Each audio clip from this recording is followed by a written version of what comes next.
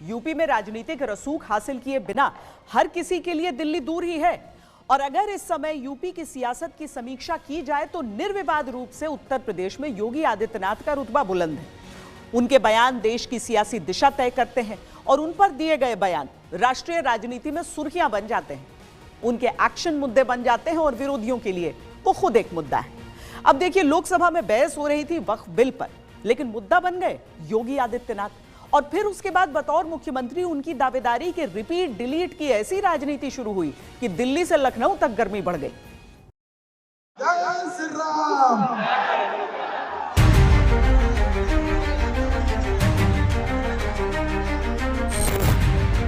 दिल्ली और लखनऊ की सरकारों में ब्लंडर हो रहा है। दोनों इंजन टकरा रहे हैं, डब्बे भी टकरा रहे हैं।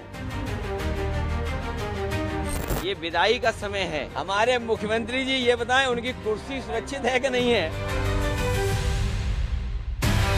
सबसे ज्यादा खराब कानून व्यवस्था अगर कहीं दिखाई दे रही तो उत्तर प्रदेश में है। उत्तर प्रदेश का हाल पूछने के लिए कोई है ही नहीं।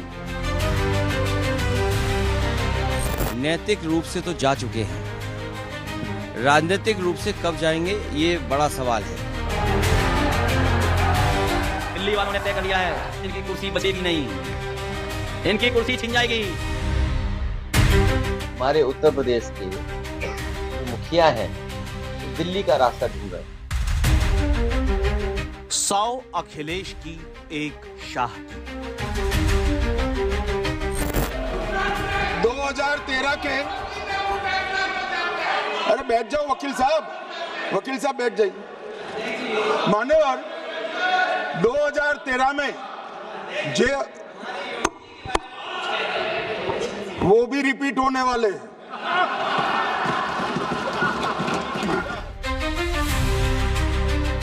तो तय हो गया कि उत्तर प्रदेश के मुख्यमंत्री के तौर पर योगी आदित्यनाथ का तीसरा टर्म भी पक्का है। समाजवादी पार्टी कुछ भी बोले, आप मुझे बताओ, समाजवादी पार्टी के सांसद के बूथ पर बीजेपी कैसे जीती है? वो अपना बूथ नहीं संभाल पा रहा है और ठेका सब जगह का ले रहा है। तो दुष्प्रचार बहुत दिन तक नहीं चल सकता है और जनता जनार्दन इनको देख चुकी है और मुझे लगता है आने वाले समय में इनके लिए और भी संकट खड़ा होगा। क्या मान लिया जाए कि खत्म हो गया योगी की कुर्सी पर लगने वाली कयास बाजियों का दौर? हमारे मुख्यमंत्री जी ये बताएं, उनकी कुर्सी सुरक्षित है कि नहीं है? कहीं ऐसा तो नहीं कि हिंदू मुसलमान की जो अब सुरक्षा की भावना जाग रही है, कहीं ऐसा तो नहीं कि उनकी कुर्सी डगमगा रही हो? जैसे कांटे से कांटा निकाला जाता है, राजनीति में वैसे ही मुद्दे से मुद्दा काटा जाता है। शाह ने रिपीट का दावा किया, अखिलेश ने डिलीट का दांव चलकर जता दिया कि मुद्दा बना रहेगा। 2024 के लोकसभा चुनावों के दौरान उत्तर प्रदेश में अखिलेश यादव ने चुनाव बाद सीएम योगी की कुर्सी जाने का मुद्दा छेड़ दिया। माना जाता है कि इसका बड़ा असर उत्तर प्रदेश में बीजेपी के नतीजों पर पड़ा। उसके बाद से कई मौकों पर अखिलेश यादव योगी को लेकर दिल्ली और लखनऊ के बीच मतभेदों की थ्योरी चलाने की कोशिश कर चुके हैं। आप संदेश दीजिए 2027 में कि इंडिया गठबंधन और पीडीए की रणनीति चुनाव जीत करके सरकार बनाने जा रही है 2027 में। ये घबराए हुए लोग हैं बीजेपी के लोग, क्योंकि जब से ये चुनाव हारे हैं तब से इनकी भाषा बदल गई है, व्यवहार बदल गया है। पहले तो डरे हुए थे, लेकिन इधर जब मैं उनको सुनता हूं तो मुझे लगता है कि थोड़े हिले हुए भी दिखाई देते हैं। हालांकि संसद में गृह मंत्री के बयान से पहले खुद पीएम मोदी बार बार योगी पर विश्वास जता चुके हैं। यूपी की हर बहन बेटी कह रही है, यूपी के लिए योगी उपयोगी है। उत्तर प्रदेश में समाजवादी पार्टी, दरअसल राजनीति में बयानों के गहरे मतलब होते हैं। योगी आदित्यनाथ बटेंगे तो कटेंगे के जरिए जातियों को बंटने से रोकने का आह्वान करते हैं। अखिलेश की खुली राजनीति पीडीए की है, लेकिन अगर क्षत्रिय वोटर बीजेपी से नाराज हो जाएं तो नतीजों पर बड़ा असर पड़ता है। वो ये भली भांति समझ चुके हैं। लोकसभा चुनावों में राजपूत संगठनों ने खुली नाराजगी जताई, खासतौर पर पश्चिमी उत्तर प्रदेश में, जहां करीब 10% आबादी क्षत्रिय मतदाताओं की है। पूरे उत्तर प्रदेश में करीब 7% क्षत्रिय वोटर हैं। योगी आदित्यनाथ खुद क्षत्रिय समाज से आते हैं। बीजेपी को नाराजगी भारी पड़ी। डायरेक्ट योगी की कुर्सी पर निशाना साधने से अखिलेश के दो हित सधते हैं।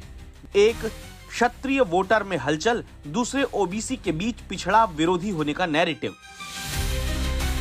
बीजेपी का नेतृत्व योगी आदित्यनाथ की भूमिका को लेकर साफ है।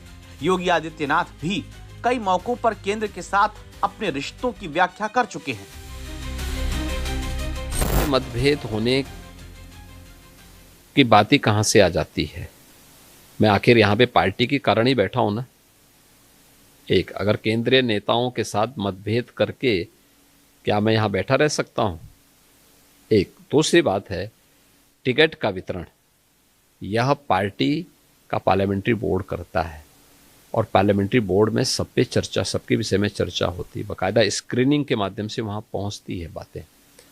तो बोलने के लिए कोई कुछ भी बोल सकता है, किसी का मुंह आप बंद थोड़े कर सकते। राजनीति में कुछ भी स्थायी नहीं होता, न बयान न उनके मायने। रिपीट और डिलीट की कहानी 2027 के उत्तर प्रदेश विधानसभा चुनावों के मद्देनजर शुरू हुई। 2027 में अभी वक्त है, तब तक और बयान और जवाब और मायने उनके निकलते रहेंगे।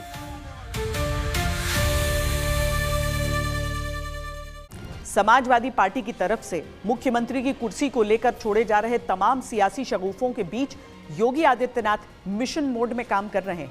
अयोध्या को भव्यता प्रदान करने के बाद अब मथुरा या कहें कि संपूर्ण ब्रज क्षेत्र उनकी लिस्ट में सबसे ऊपर है। उनके बयानों में जिस तरह अयोध्या काशी के बाद बार बार मथुरा का जिक्र आ रहा है, उससे यह सवाल उठ रहा है कि क्या 2027 की लड़ाई का कुरुक्षेत्र ब्रज भूमि बन चुकी है? सकता है और आपको इस बात के लिए आश्वस्त करते हैं। बाकी तो चिंता ये डबल इंजन की सरकार करेगी। आपको चिंता करने की आवश्यकता नहीं। विकास के कार्यों की, अन्य कार्यों की, सुरक्षा है, विकास है, समृद्धि है, संस्कृति है, इन सब की चिंता सरकार करेगी। ये जो विदाई की भाषा है ना, ये विदाई का समय है। कहीं ऐसा तो नहीं कि उनकी कुर्सी डगमगा रही हो।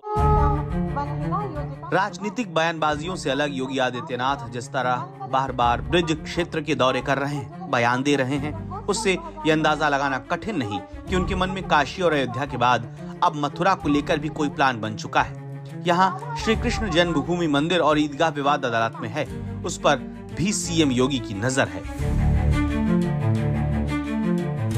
कोर्ट का ही आदेश पालन कर रहे हैं, न तो अब तक तो वहां बहुत कुछ हो गया होता।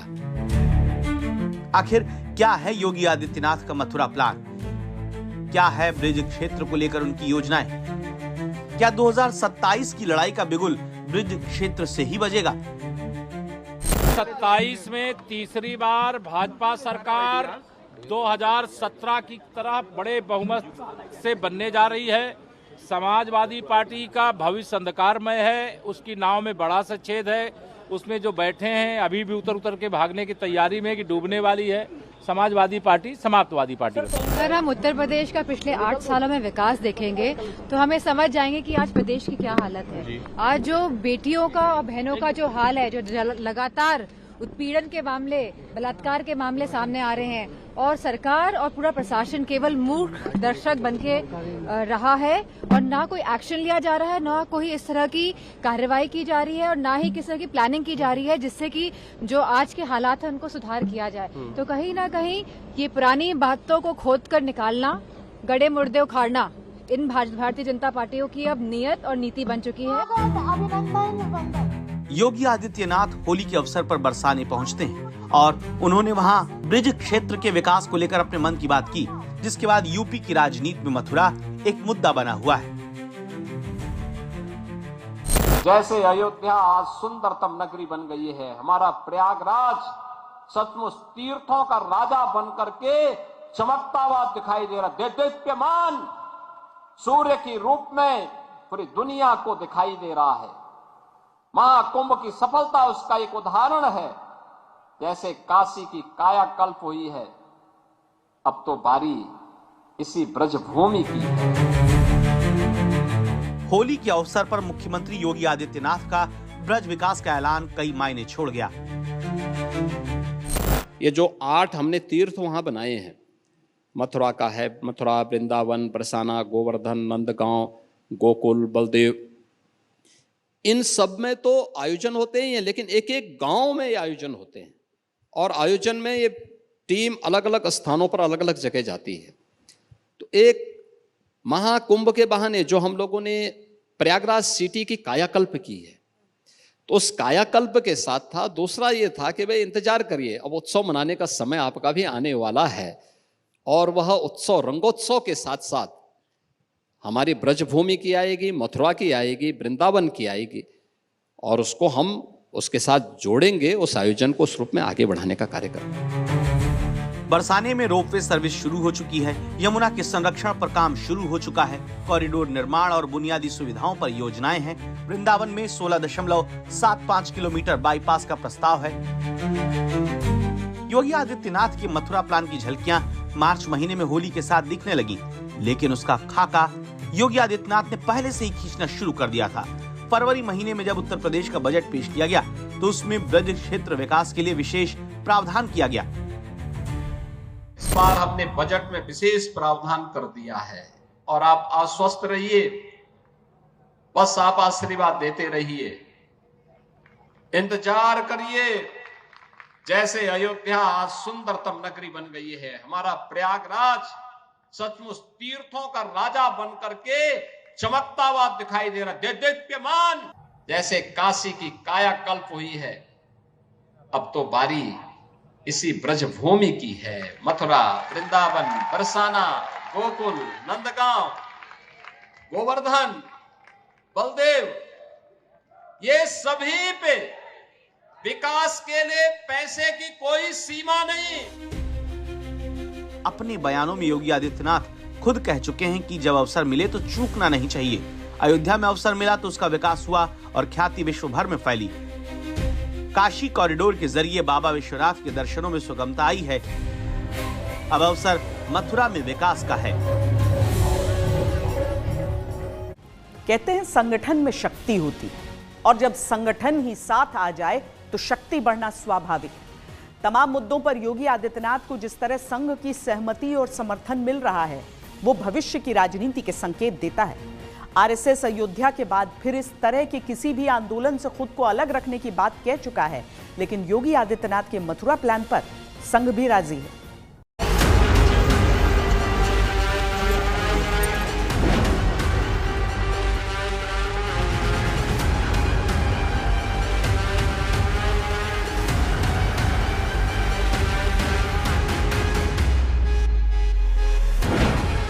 योगी आदित्यनाथ की राजनीतिक पृष्ठभूमि आरएसएस की नहीं, लेकिन जिस तरह उनके राजनीतिक फैसलों को आरएसएस की स्पष्ट सहमति मिल रही है, वो राजनीतिक लिहाज से कई संकेत देता है। योगी बटेंगे तो कटेंगे का नारा देते हैं कि बटेंगे तो कटेंगे, एक रहेंगे तो सेफ रहेंगे। आरएसएस कहता है कि सही है। मथुरा और काशी को लेकर संघ का कोई प्लान नहीं है, लेकिन अगर कार्यकर्ता चाहें तो वे आंदोलन कर सकते हैं। ऐसे कार्यकर्ताओं को संगठन नहीं रोकेगा। योगी आदित्यनाथ मथुरा के सनातनी वैभव को लौटाने की बात करते हैं। मथुरा की बात क्यों नहीं उठानी? मथुरा श्री कृष्ण की जन्मभूमि नहीं है क्या? पर वो तो अब कोर्ट में है ना। कोई कोर्ट का ही आदेश पालन कर रहे हैं ना, तो अब तक तो वहाँ बहुत कुछ हो गया होता। आरएसएस कहता है कि जो भी मथुरा के आंदोलन में शामिल होना चाहे, इजाजत है। इसे पिछले 50 वर्षों के संदर्भ में देखा जाना चाहिए। राम जन्मभूमि आंदोलन संघ द्वारा शुरू नहीं किया गया था। कई साधु संतों और मठाधीशों ने बैठक की, चर्चा की और राम जन्मभूमि को पुनः प्राप्त करने का निर्णय लिया। उन्होंने संघ से समर्थन मांगा और हम इस बात पर सहमत हुए कि सांस्कृतिक दृष्टिकोण से राम जन्मभूमि को पुनः प्राप्त करना और मंदिर बनाना आवश्यक था। उस समय विश्व हिंदू परिषद और धर्म गुरुओं ने 3 मंदिरों के बारे में बात की थी। यदि संघ के कुछ स्वयंसेवक इन 3 मंदिरों से संबंधित प्रयासों में शामिल हैं, तो संघ उन्हें रोक नहीं रहा है।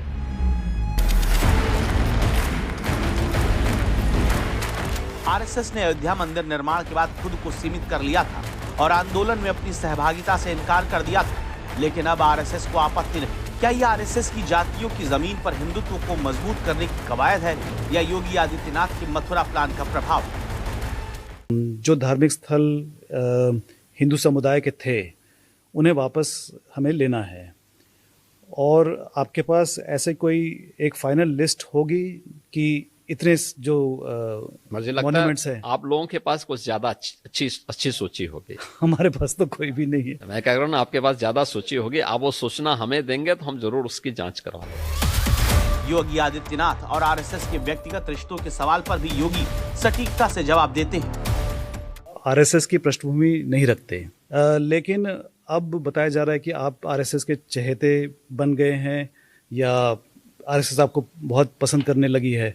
इसका कारण क्या है? देखिए, राष्ट्रीय स्वयंसेवक संघ दुनिया का सबसे बड़ा सांस्कृतिक संगठन है और स्वयंसेवी संगठनों के लिए एक मॉडल भी है। राष्ट्रनिष्ठा कैसे होती है ये देखना हो तो राष्ट्रीय स्वयंसेवक संघ के स्वयंसेवकों से लोग सीखें। और राष्ट्रनिष्ठा का बिना किसी सरकार के सहयोग के या सरकारी सहयोग की अपेक्षा के अनवरत चलने वाली उस प्रक्रिया का हिस्सा है और 100 वर्षों से निरंतर एक संगठन इस पे लगा हुआ है। लाखों स्वयंसेवक इस अभियान के साथ जुड़े हुए हैं। तो ये तो अद्भुत उदाहरण है दुनिया के अंदर, दुनिया को सीखना चाहिए। बहरहाल मथुरा को लेकर योगी आदित्यनाथ का प्लान कुछ भी हो, लेकिन बात उत्तर प्रदेश की है, जहां सियासत हर वक्त करवट भी बदलती है, मुद्दे भी तलाशती है। बात धर्म से जुड़ी हो तब हलचल और भी अधिक तेजी से होती है। संघ ने जब भी इंटरफेयर किया है या बातें की, उनकी बातों को मुस्लिम समुदाय ने बहुत सम्मान पूर्वक समझा। तो इसमें और डेफिनेटली ये पहल की मैं बहुत स्वागत करता हूँ। जहाँ भी आपको जहाँ लग रहा है कि कोई डिस्प्यूटेड है, जहाँ बातचीत से, और संघ हमेशा इस चीज़ को हमेशा आगे रखा है कि लेट्स टॉक, बात करें, बात संवाद से होगा। और उसमें बहुत अच्छी पहल है और ये हम लोगों के लिए भी एक शांतिपूर्वक एक बहुत बड़ा कार्य भी होगा। सारे सनातनी इससे बड़े प्रसन्न होंगे। उन्होंने कहा कि कोर्ट के अंदर, तो क्या आरएसएस और भारतीय जनता पार्टी का कोर्ट पर भरोसा नहीं? पहली रही बात, अगर वो कोर्ट के पे भरोसा नहीं करते और कानून को अपने हाथ में लेना चाहते हैं तो मैं इससे सहमत नहीं।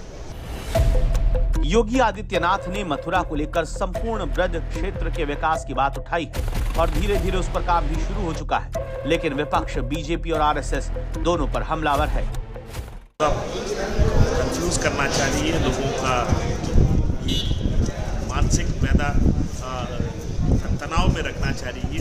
और आपका पता है कि राम मंदिर बनाने के बाद ये लोग 400 पार का बात कर रहे थे, पर लोगों ने दिया है 240। इसलिए ये कार्ड बार बार कहना हिंदुस्तान का जनता एक्सेप्ट नहीं करेगी, इसका रिजेक्ट करेगी। ये नफरत का कार्ड बार बार हारेगी। तो भागवत तो इसको मना कर चुके हैं। भागवत और हंसबोले में आपस में बातचीत नहीं होती क्या? भाई कोई एक तो झूठ बोल रहा है, या तो भागवत ने झूठ बोला था या अभी हंसबोले झूठ बोल रहे हैं। ये तय करके बताना चाहिए उन्हें। आने वाले वक्त में अगर मथुरा ही यूपी की सियासी लड़ाई का मुख्य अखाड़ा बन जाए तो उसमें कोई बड़ी बात नहीं होगी, क्योंकि मथुरा के मुद्दे पर सियासी जंग जैसा मैदान तो अभी से सजने लगा है कि काशी मथुरा में अगर आरएसएस के वर्कर्स साथ हिस्सा लेना चाहते हैं, उस पर आरएसएस को कोई मना ही नहीं। ठीक है, देखो ये उनकी बात है, उनकी भूमिका है, हम उसके ऊपर क्या बात करें। आरएसएस जो संगठन है, अभी मैंने सुना कि एक स्टेटमेंट और भी आया था कि औरंगजेब की जो मज़ार है वो रहनी चाहिए और वो पुरानी इतिहास की बात है, किसी को डिस्टर्ब नहीं करना चाहिए। तो ये गुड कॉप बैड कॉप की जो खेल है वो सब लोग समझ चुके हैं। जनता के मुद्दे अलग हैं, बेरोजगारी है, महंगाई है, महिला सुरक्षा के दावे, रोज महिलाओं के साथ बलात्कार हो रहा है। थोड़ा सा इस पर काम करें, बात करें। ऐसा नहीं कि योगी आदित्यनाथ ने मथुरा पर अभी चिंतन शुरू किया, अब उसका जिक्र बार बार जल्दी जरूर आ रहा है, लेकिन मथुरा पर बयान अयोध्या में मंदिर निर्माण के साथ ही शुरू हो गए थे। अयोध्या का उत्सव लोगों ने देखा तो नंदी बाबा ने भी कहा, भाई हम काहे इंतजार करें।